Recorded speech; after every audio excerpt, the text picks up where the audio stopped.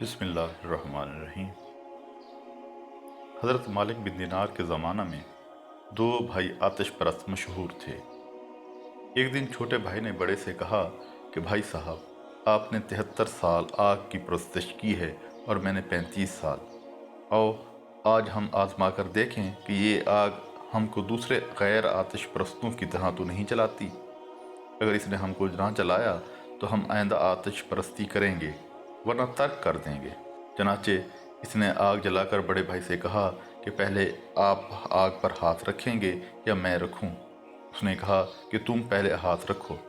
جب چھوٹے بھائی نے آگ پر ہاتھ رکھا تو آگ نے اپنی خاصیت کے مطابق اس کی انگلی جلا دی۔ اس پر اس نے آگ سے ہاتھ کھینچ کر کہا کہ ہائے افسوس، میں نے تجھے اتنا عرصے تک پوجا، پھر بھی تو نے میری انگلی جلا دی۔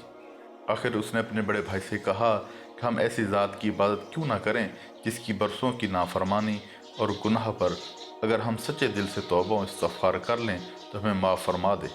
یہ بات بڑے بھائی کی سمجھ میں بھی آ گئی اور دونوں بھائی صحیح راستے کے متلاشی بن کر حضرت مالک بن دینار رحمۃ اللہ علیہ کی خدمت میں حاضر ہوئے۔ تو کیا دیکھتے ہیں کہ حضرت مالک بن دینار بصرہ میں لوگوں کو واعظ سنا رہے ہیں۔ ان کو دیکھ کر بڑے بھائی کہنے لگے کہ میں مسلمان نہیں ہوتا، کیونکہ میری عمر کا زیادہ تر حصہ آگ کی پرستش میں گزرا ہے۔ اب اگر میں مسلمان ہو گیا تو میرے گھر والے مجھے ملامت کریں گے، اور میں ان کی ملامت کے مقابلے میں آگ کو ترجیح دیتا ہوں۔ چھوٹے بھائی نے سمجھایا کہ لوگوں کی ملامت تو ایک دن زائل ہو جائے گی، لیکن دوزخ کی آگ زائل نہ ہوگی۔ مگر بڑے بھائی کی سمجھ میں نہ آیا اور وہ بد نصیب واپس چلا گیا۔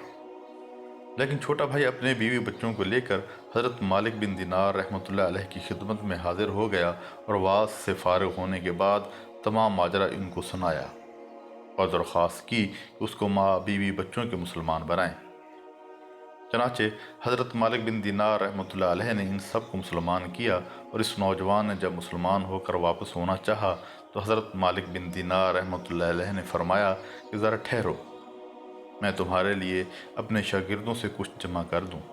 جس پر نوجوان نے عرض کیا کہ میں کچھ نہیں چاہتا، اور واپسی میں ایک ویرانہ میں آباد گھر دیکھ کر اس میں مقیم ہو گیا۔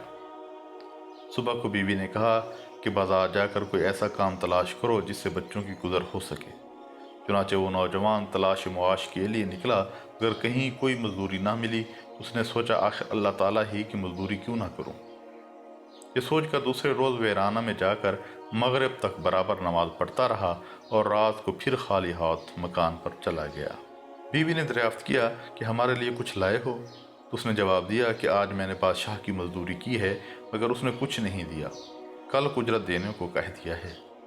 یہ سن کر سب بچے مجبوراً بھوکے سو رہے۔ صبح کو پھر بازار گیا اور کوئی مزدوری نہ ملی تو وہ دن بھی عبادت الہی میں گزار دیا، اور شام کو گھر آ کر بیوی سے کہا کہ بادشاہ نے جمعہ تک اجرت دینے کا وعدہ کیا ہے۔ آخر جمعہ بھی آ گیا، اور جمعہ کو بھی جب کوئی کام نہ ملا تو اس دن بھی وہ عبادت ہی میں مصروف رہا، اور زوال کے بعد دونوں ہاتھ آسمان کی طرف اٹھا کر دعا کی کہ اے میرے پروردگار، تو نے مجھے اسلام کی دولت سے نواز کر ہدایت عطا فرمائی۔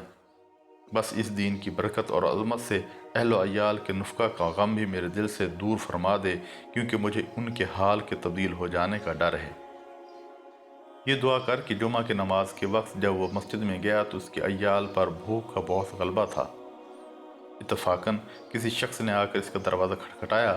جس کی آواز سن کر اس کی بیوی باہر آئی تو کیا دیکھتی ہے کہ ایک خوبصورت نوجوان سنہری رومال سے ڈھکا ہوا ایک طباق لیے کھڑا ہے اور کہہ رہا ہے، اس کو لے لو اور اپنے شوہر سے کہہ دینا کہ اس کی 2 دن کی مزدوری ہے۔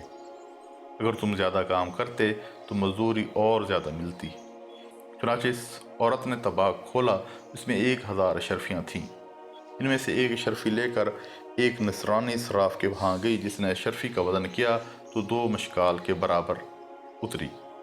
اس کے بعد جب اشرفی کے نقوش دیکھے تو معلوم ہوا کہ یہ آخرت کی ہدایت سے ہے۔ یہ دیکھ کر صراف نے دریافت کیا، یہ اشرفی تم کو کہاں سے ملی ہے؟ عورت نے اس کو تمام واقعہ سنایا، جس کو سن کر وہ نصرانی صراف بھی مسلمان ہو گیا، اور 2000 درہم عورت کو دے کر کہا، ان کو خرچ کرو، اور جب یہ خرچ ہو جائیں تو پھر مجھے اطلاع دو۔ اس عورت نے صراف سے درہم لے کر کھانا تیار کیا۔ ادھر اس کا شوہر مغرب کے بعد جب گھر آنے لگا تو نہایت خشوع و خضوع سے 2 رکعت ادا کر کے رومال میں مٹی باندھ لی اور دل میں خیال کیا کہ جب بیوی تقاضا کرے گی تو کہہ دوں گا اس میں آٹا ہے اور یہی میرے کام کی مزدوری ہے۔ چنانچہ جب وہ گھر پہنچا تو گھر کو فرش و فروش سے آراستہ پایا اور کھانے کی خوشبو سونگھی تو رومال دروازے پر ہی رکھ دیا تاکہ بیوی کو معلوم نہ ہو سکے۔ گھر میں پہنچ کر بیوی سے حال معلوم کیا تو اس نے پوری کیفیت بتا دی، جس کو سن کر وہ مرد خدا سجدہ شکر بجا لایا۔ پھر بیوی نے دریافت کیا کہ رومال میں کیا لائے ہو جو دروازہ میں رکھا ہے؟